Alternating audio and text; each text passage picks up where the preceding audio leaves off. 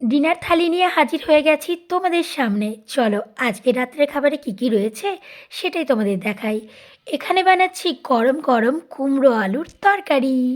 এই ঠান্ডার দিনে গরম গরম তরকারি না হলে কিন্তু ভালো লাগে না। যে কোনো খাবার একটু গরম গরম হলে তবেই ভালো লাগে। তারপর এখানে বানাচ্ছি সিমুইয়ের পায়েস। ঠান্ডার দিনে নানা রকম খাবার খেতে কিন্তু প্রত্যেকেরই খুব ভালো লাগে। তোমাদের বাড়িতে আজকে কী রান্না হয়েছে রাত্রের খাবারে? গরম গরম সিমুইয়ের পায়েস আমার রেডি হয়ে গেছে। আচ্ছা, তোমরা কে কে সিমুইয়ের পায়েস খেতে পছন্দ করো বলো। চলো এবার বাটিতে সার্ভ করে দিই। প্রথমে দিলাম কুমড়োর তরকারি, তারপর দিলাম সিমুইয়ের পায়েস। আচ্ছা বলো তো আজকে কি বানাতে চলেছি? ঠিক ধরেছ, আজকে আমি বানাতে চলেছি গরম গরম ফুলকো ফুলকো লুচি। এই ঠান্ডার দিনে লুচি দেখলেই কেমন জানি খেতে ইচ্ছা করে। আর আমার প্রত্যেকটা লুচি কিন্তু দারুণ তৈরি হয়, একদম পুরো ফুলকো ফুলকো।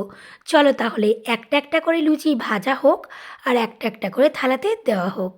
বাড়ির যখন কোনো সদস্য খেতে বসে আর তারপর যখন তুমি এই গরম গরম লুচিটা ছেঁকে এনে থালাতে দেবে গরম গরম খাবার, সেই সদস্যটির কিন্তু মনে থাকবে অনেক আনন্দ। যেমন আমাদের খাবার জন্য আমরা এখন কয়েকটা লুচি ছেঁকে নিয়েছি, আমার বর যখন আসবে রাত্রিবেলায় ওর জন্য আবার গরম গরম ঠিক একইভাবে ছেঁকে পরিবেশন করব। আর এই ঠান্ডায় যখন তোমাদের বড়রা কাজের থেকে বাড়ি ফিরবে আর বাড়ি ফিরে দেখবে গরম গরম লুচি তৈরি করেছো, তরকারি তৈরি করেছো, পায়েস তৈরি করেছো, তখন কিন্তু তোমাদের বড়রা অনেক খুশি হয়ে যাবে। কি বলো?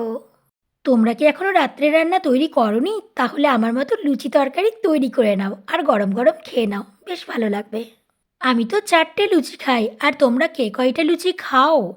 লুচিগুলো কিন্তু দারুণ তৈরি হয়েছে, আর লুচির সাথে কুমড়ো আলুর তরকারি কিন্তু একটা মানানসই খাবার। আর পায়েসটাও হয়েছে কিন্তু খুব সুন্দর। আমরা কিন্তু রাত্রিবেলায় জলদি জলদি খাবার খেয়ে নিই, তোমরা কে কয়টার সময় খাবার খাও? চলো তাহলে এবার গরম গরম খাবারটা খেয়ে নিই।